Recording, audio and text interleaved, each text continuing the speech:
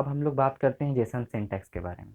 तो Jason syntax से पहले एक चीज़ जान लेते हैं कि जेसन को हम लोग एक जेसन डॉक्यूमेंट भी बोलते हैं, उसको हम लोग किसी फाइल में भी स्टोर कर सकते हैं और as a string of characters भी स्टोर करके रख सकते हैं।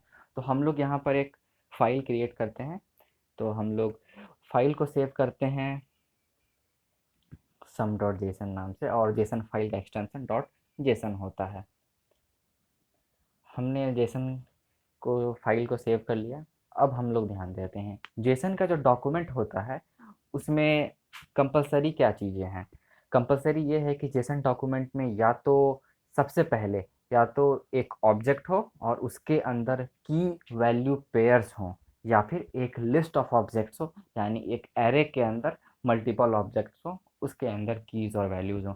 तो हम लोग शुरुआत करते हैं एक सिंपल पहले ऑब्जेक्ट से, जो कि हम लोग बनाएंगे कर्ली ब्रेसेस से। तो कर्ली ब्रेसेस के अंदर हम लोग की और वैल्यू पेयर्स डालते हैं। की वैल्यू पेयर्स को हम लोग डबल कोट्स के अंदर लिखते हैं और वैल्यू में यहाँ पर कोई भी वैल्यू लिखते हैं। और एक स्पेशल चीज़ क्या है कि की और वैल्यू के बीच में हमेशा एक कॉलन आता है, और की को हमेशा डबल कोट्स के अंदर लिखते हैं। की हमेशा स्ट्रिंग वैल्यू होता है। आप इसे स्ट्रिंग लिख सकते हैं, सिंगल बिना स्पेस के स्ट्रिंग लिख सकते हैं, या फिर स्पेस दे करके भी कुछ स्ट्रिंग लिख सकते हैं। लेकिन की हमेशा ही स्ट्रिंग होगा और वो डबल कोट्स के अंदर होगा। उसके बाद एक कॉलन होगा, उसके बाद फिर वैल्यू होगा। वैल्यू के लिए हमारे पास मल्टीपल डेटा टाइप्स हैं, जिसको कि हम लोग आगे देखेंगे। हम लोग अभी यहाँ पर देखते हैं, हमने एक की बनाया। अगर हमें एक से ज़्यादा की वैल्यू पेयर्स चाहिए तो हम लोग क्या करेंगे, तो हम लोग फिर एक कॉमा देंगे, इसके बाद हम लोग दूसरा की बनाएंगे और फिर उसके लिए दूसरा वैल्यू देंगे। तो इसी तरह से हमें जितने की वैल्यू पेयर्स चाहिए हम लोग उतने बनाते जाएंगे।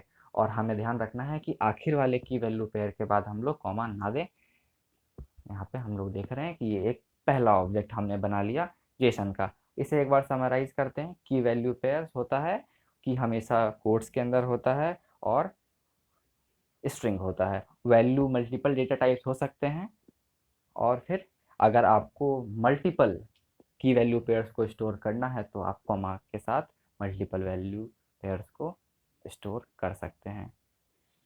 की और वैल्यू के बीच में हमेशा एक कॉलन होता है।